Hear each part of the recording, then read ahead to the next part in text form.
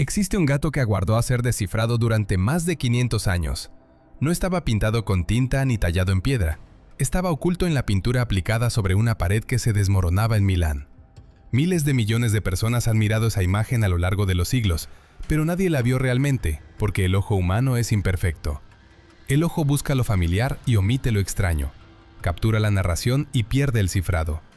Recientemente, una inteligencia no humana, una red neuronal, se posó sobre el gran lienzo de Leonardo da Vinci, La Última Cena. Lo que desenterró en la disposición de las manos y en los trozos de pan no fue una escena adicional, sino un sonido, un requiem, un marcho fúnebre que cobra sentido únicamente cuando se reproduce en sentido inverso. Antes de adentrarnos en ese hallazgo, conviene eliminar distracciones y centrarnos en la obra misma. Para comprender el código hay que entender primero la mente del codificador. Leonardo da Vinci no fue solamente un pintor en sentido convencional. Reducirlo a esa etiqueta sería insultar la amplitud de su pensamiento. Fue una anomalía, un fallo deliberado en la matriz de la historia. En una época gobernada por dogmas y por la autoridad de la fe, su razón se fundaba en la observación y en la duda. Nacido fuera del matrimonio como hijo de un notario, se le cerraron las puertas de la enseñanza universitaria formal. Quizá esa barrera fue a la vez su salvación. Lo liberó de las ataduras del pensamiento establecido. Leonardo aprendió no de libros, sino de la naturaleza, a la que llamaba su único y verdadero maestro. La Iglesia enseñaba que el cuerpo humano era un vaso sagrado que no debía profanarse. Leonardo, desafiando el riesgo de ser acusado de necromancia, se adentró de noche en los anfiteatros anatómicos de los hospitales y disecó más de 30 cadáveres de hombres y mujeres. No lo hizo por vana curiosidad. Su trabajo dio lugar al primer atlas anatómico detallado de la historia. Dibujó cada músculo, cada nervio, cada tendón con una exactitud que no sería superada durante siglos. Fue el primero en representar correctamente la columna vertebral y la posición del feto en el útero. Vio el cuerpo humano como una máquina perfecta, y esa visión chocaba con la doctrina que consideraba al hombre una criatura caída y pecadora. Las estrategias militares de su tiempo confiaban en muros gruesos y ejércitos numerosos. Leonardo, en cambio, abordó la guerra como un problema científico. Para sus patronos, entre ellos el despiadado Cesare Borgia, diseñó máquinas blindadas que hoy nos recuerdan a tanques, prodigios mecánicos y planeadores inspirados en alas de murciélago. Era, a la vez, un ingeniero de la muerte y un denunciante de la locura de la guerra. Escribió que la guerra era la mayor de las bestialidades. Esa dualidad está en el núcleo de su personalidad. Vivía obsesionado por el secreto. Miles de páginas de sus cuadernos, los famosos códices, están llenas de una letra característica, escrita al revés, de derecha a izquierda. No era capricho de zurdo, sino una decisión consciente de cifrar, de proteger ideas científicas, ingenieriles y quizá teológicas del ojo inquisitorial. Leonardo respiraba criptografía.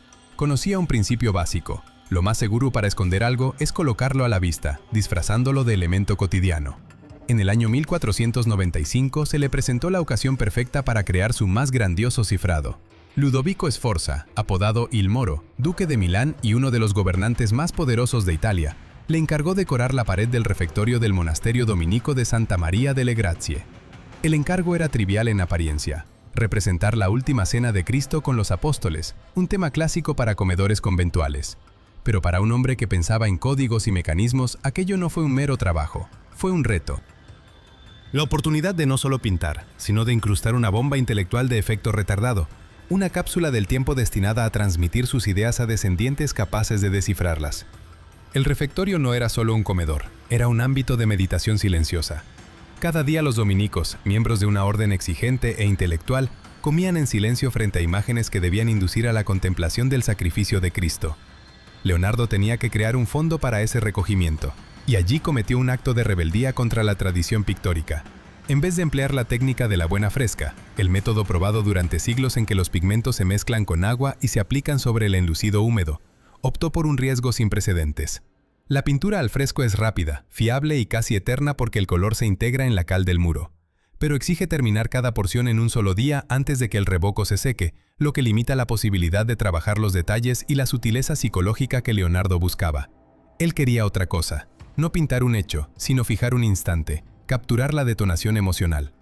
Decidió transformar la pared en un lienzo, la imprimó con capas de yeso, resina y blanco de plomo, y pintó sobre seco con témpera de huevo mezclada con aceite. Eso le concedió tiempo ilimitado para corregir, matizar y pulir. Pero fue una sentencia de muerte para la obra. Al no integrarse la pintura con el revoco, quedó como una película frágil sobre la superficie. vulnerable a la humedad y a los cambios de temperatura. Ya en 1517 la capa pictórica comenzó a desprenderse. 20 años después del trabajo la degradación era notable. A mediados del siglo siguiente la pintura estaba casi destruida. Más adelante los monjes, incapaces de apreciar su valor, tallaron una puerta en la parte inferior del muro, mutilando las piernas de Cristo. Los soldados de Napoleón convirtieron el refectorio en cuadra y lanzaron ladrillos contra la imagen. Durante la Segunda Guerra Mundial, una bomba destruyó el techo y el muro contiguo, dejando la obra expuesta al aire durante 3 años. Parecía que la historia misma conspiraba para borrar aquel cuadro. Pero, ¿y si ese desvanecimiento era parte del plan? ¿Y si Leonardo, profundo conocedor de química y materiales, previó ese devenir? ¿Y si no proyectó un monumento eterno, sino un enigma frágil, destinado a cambiar y a desintegrarse para obligar a las generaciones futuras a mirar con mayor atención sus rasgos que desaparecían antes de que se perdieran por completo? Eligió el momento dramático más intenso de toda la narrativa evangélica. No pintó el establecimiento de la Eucaristía ni el lavado de pies. Eligió la fracción explosiva de tiempo inmediatamente después de que Jesús profiriera 4 palabras capaces de cambiarlo todo. Uno de vosotros me traicionará. En ese segundo la mesa se sacude por una tormenta de emociones humanas. Asombro, ira, miedo, negación. No es una escena de culto, es un thriller psicológico congelado. En ese caos controlado, Leonardo comenzó a colocar sus pistas con meticulosidad. El primer investigador moderno que notó algo insólito no fue la red neuronal, sino un músico y técnico informático italiano, Giovanni Maria Pala. En el año 2007, al estudiar reproducciones de alta resolución de La Última Cena, advirtió una anomalía que había eludido a los historiadores del arte durante siglos. La disposición de las manos de los apóstoles y los trozos de pan sobre la mesa no era azarosa, obedecía a un ritmo. Pala sugirió que la larga mesa podía funcionar simbólicamente como un pentagrama. Al trazar 5 líneas imaginarias sobre la pintura, las manos y los panes se alineaban como notas musicales. La idea sonó inverosímil. Parecía una búsqueda desesperada de significado donde solo había pintura. Sin embargo, cuando aquella secuencia de notas se cargó en un ordenador capaz de recrear el sonido del órgano eclesiástico del Renacimiento, el resultado sorprendió. Al principio la melodía sonaba caótica y sin sentido. El experimento peligró. Entonces alguien pensó, evocando la propia costumbre de Leonardo de escribir al revés, que quizá la partitura debía escucharse al revés. Al reproducirse invertida, lo aparentemente incoherente se transformó en una pieza breve, de una duración de 40 segundos, fría y lacerante. No era un himno, sino un requiem lento y sombrío, una letanía de desesperanza por alguien vivo ya sentenciado. Leonardo, además de pintor, era músico apasionado. Inventó la viola organista, un instrumento que combinaba teclas y cuerdas. Había compuesto una banda sonora para la traición e integró ese sonido en la propia trama de su obra. La inteligencia artificial fue más allá y analizó la composición pictórica como una estructura matemática. Confirmó intuiciones de algunos estudiosos. Los apóstoles se agrupan en tríos, una alusión posible a la Santísima Trinidad. Hay 4 agrupaciones así, quizá un eco de los 4 evangelios. Tras la figura de Cristo hay 3 ventanas. Su silueta conforma un triángulo equilátero perfecto, imagen de estabilidad y armonía divina en medio del caos. El algoritmo incluso reconoció una secuencia familiar: 1, 2, 3, 5, 8. 1, 2, 3, 5, 8. Leonardo no pintó simplemente una cena, diseñó un complejo enigma donde destino, traición y orden divino se cifraban con números y sonido. Durante siglos la gente contempló la escena inmóvil sin advertir que el cuadro, en silencio, cantaba a la muerte. Cuando el asombro inicial ante el código acústico se calmó, los análisis forenses de la mesa comenzaron a tratar cada objeto como prueba material. A primera vista la comida parecía apropiada para la época: pan y vino, símbolos centrales de la Eucaristía, cuerpo y sangre de Cristo. Pero al ampliarse digitalmente y al someterse a análisis espectrales, la inteligencia artificial detectó detalles que no encajaban con el canon bíblico ni con el contexto histórico. Ante los apóstoles aparece un pescado. Históricamente acertado. Pedro, Andrés, Santiago y Juan fueron pescadores. El pez, el ictis griego, funcionó como acrónimo secreto de los primeros cristianos perseguidos. No obstante, la red neuronal, entrenada con miles de imágenes de fauna marina, planteó una pregunta más concreta: ¿qué especie es aquella? Durante décadas, los expertos debatieron si se trataba de una anguila o de un arenque. Para el público común, la distinción es nimia, pero para los especialistas en simbolismo renacentista era enorme. En los bestiarios europeos, la anguila, por su forma serpenteante y su deslizamiento, se asociaba con el engaño, con el diablo y con lo inacible, un símbolo idóneo para Judas y la traición venidera. El arenque, en cambio, era alimento barato, propio de la gente humilde, y su presencia habría subrayado humildad y sencillez espiritual. Leonardo, maestro de la ambivalencia, pintó la pieza de manera que no puede identificarse con certeza, obligando al observador a dudar, signo de perfidia o de pobreza. La red neuronal localizó también sobre la mesa objetos redondos de color naranja, semejantes a cítricos. En la Jerusalén del primer siglo, los naranjos no existían. Esa anacronía es deliberada, es una violación consciente de la verosimilitud histórica.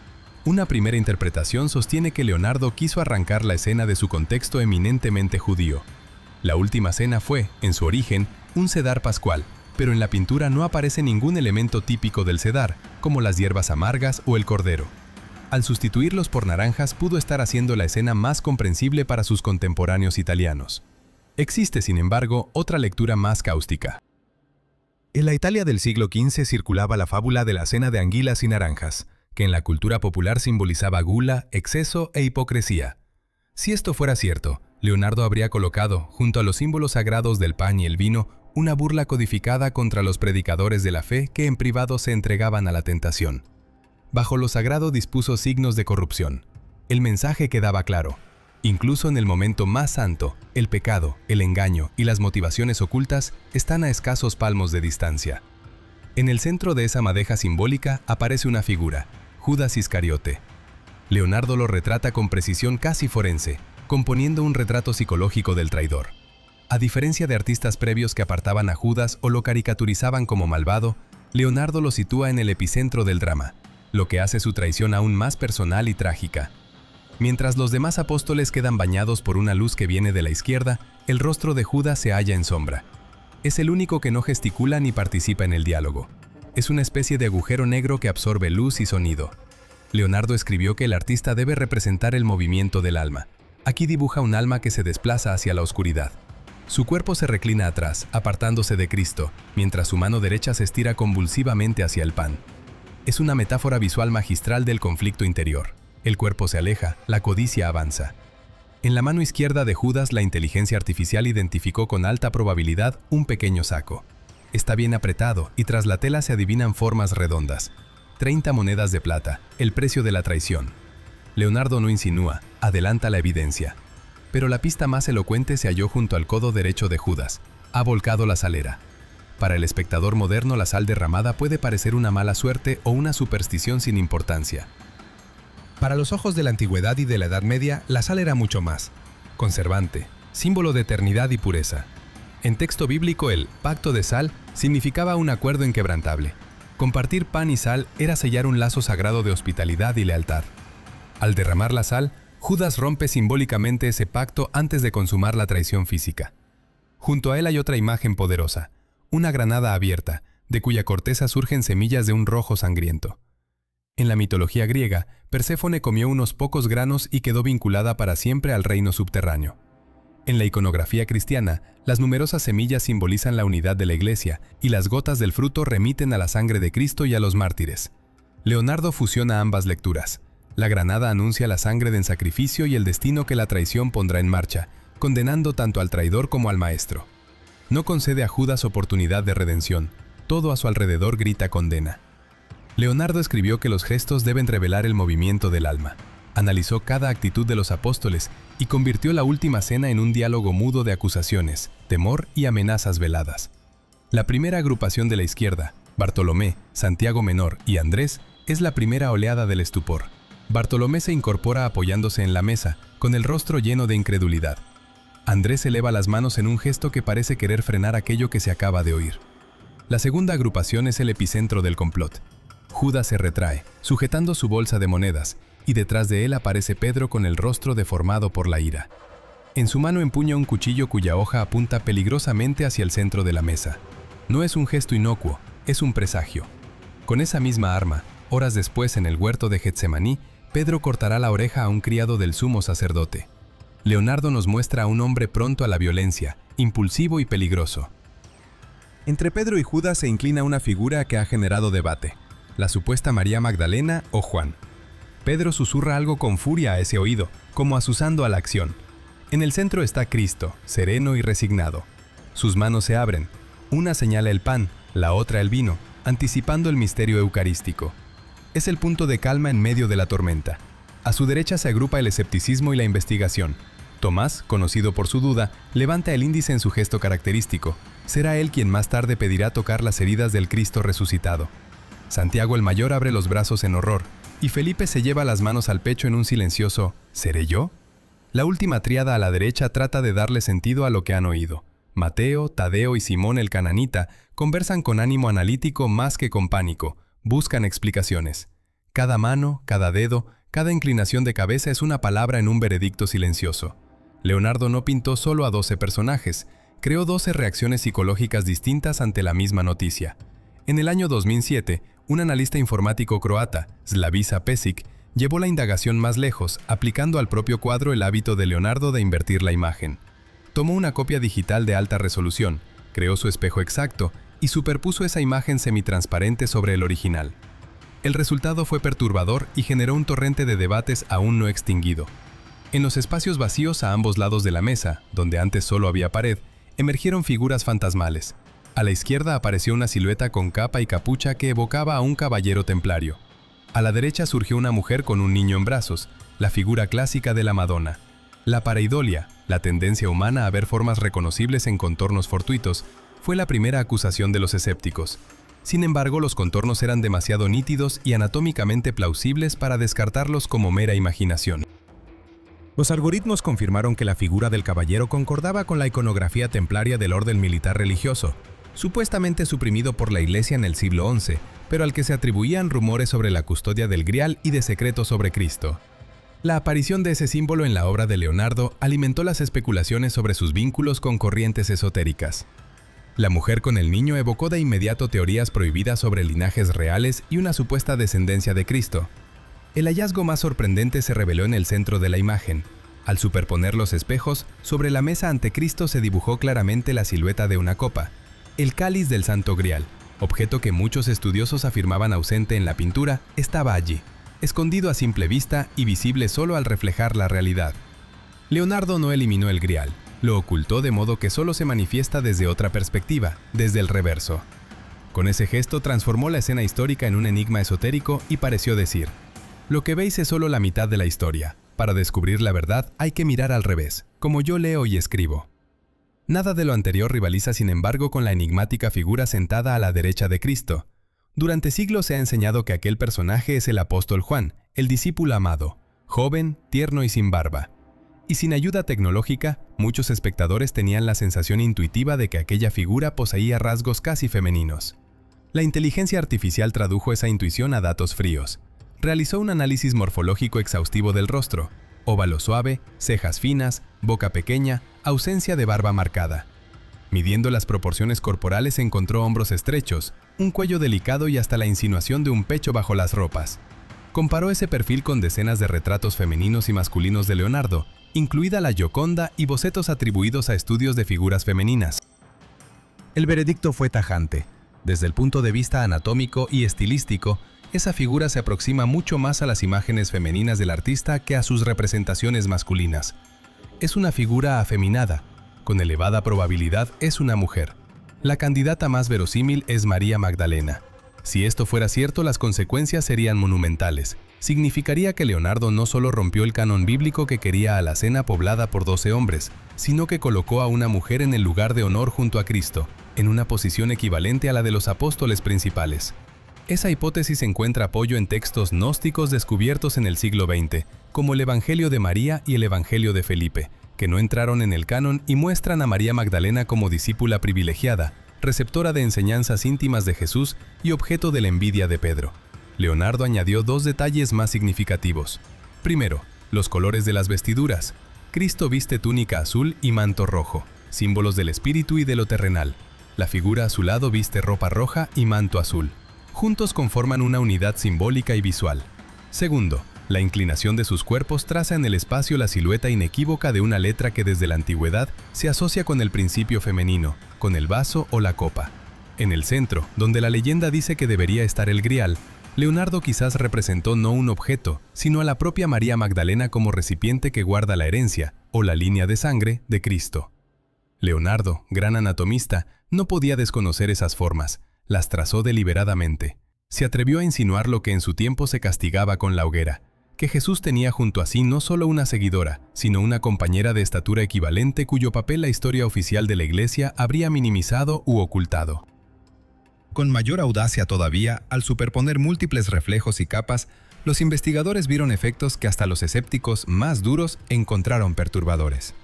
Las caras de los apóstoles, al reflejarse, se deformaban. Expresiones serenas se volvían muecas de dolor o desesperación. Algunas figuras se disolvían en imágenes esqueletales o en quimeras mitad humanas, mitad animales. Era como si Leonardo hubiera pintado no solo la realidad física, sino también su doble oscuro. Un mundo astral de espíritus y demonios siempre presente bajo la delgada cortina de la materia. La culminación de esa visión terrible apareció en el mismo centro. Allí donde se sienta Jesús, símbolo de sacrificio y luz divina, la superposición dejó entrever un contorno apenas perceptible pero inequívoco. Una figura con cuernos, de aspecto caprino, que evocaba imágenes clásicas de Baphomet o del demonio. ¿Qué significa eso?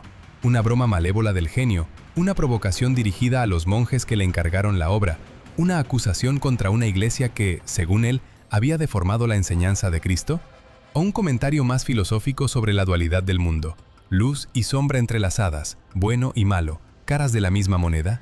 Quizá Leonardo, hombre de ciencia y seguidor de filosofías herméticas que circulaban entre los intelectuales del Renacimiento, quería subrayar que la luz no existe sin la sombra.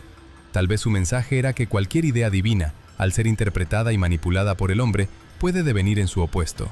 O, como sostienen los pragmáticos, todo podría reducirse a un juego de luces y sombras que nuestra inclinación a ver patrones acentúa. Pero cuando tantas coincidencias convergen en un mismo punto, dejan de ser casualidades y se convierten en patrón, en mensaje. Finalmente, la inteligencia artificial señaló un detalle tan evidente como perturbador que hemos dejado de ver por costumbre. Ninguna figura del fresco, ni siquiera Cristo, tiene nimbo. En el arte desde el siglo X era impensable omitir el halo. Su ausencia era una subversión radical. El nimbo era el signo innegable de la santidad, la marca que separaba lo divino de lo humano. Leonardo lo suprimió deliberadamente. Renzo Manetti, investigador que dedicó más de 15 años al estudio de la obra, sostiene que no se trató de un descuido, sino de la declaración ideológica más audaz del pintor. Al privar a Cristo y a los apóstoles de los nimbo, Leonardo no los rebajó del cielo al suelo, los hizo humanos. Los presentó no como seres resplandecientes de otro orden, sino como mortales de carne y hueso, con miedo, ira y desconcierto. Humanizó la tragedia divina y la transformó en una tragedia humana. La leyenda quiere que para las caras de los apóstoles, Leonardo tomara rostros de los vecinos milaneses, con sus imperfecciones y asimetrías, y que para Judas hallara el criminal en una cárcel de la ciudad. Hay quien sugiere incluso que en la figura de Tadeo, segundo por la derecha, el pintor se autorretrató como testigo silencioso de la tragedia que él mismo había compuesto. ¿Quién fue Leonardo al fin y al cabo? ¿Un hereje que, en su arte, introducía enseñanzas gnósticas o templarias? ¿Un racionalista que usó la Última Cena como pretexto para un gigantesco experimento sobre la psicología humana? ¿O el mayor mistificador de la historia, creador de un rompecabezas con capas y capas, seguro de que siglos después aparecerían herramientas capaces de leerlo, o al menos de rozar su significado? La inteligencia artificial ha descorrido el velo y abierto nuevos pasillos oscuros en el laberinto que construyó el genio. No nos ha dado una respuesta definitiva, nos ha mostrado más interrogantes. Si la historia de los últimos 500 años que creíamos conocer resulta ser apenas la capa superficial, ¿qué otras verdades ocultas, codificadas en las obras más célebres, aguardan su momento en lo alto del muro visible? ¿Fue Leonardo un genio, un hereje o ambas cosas a la vez?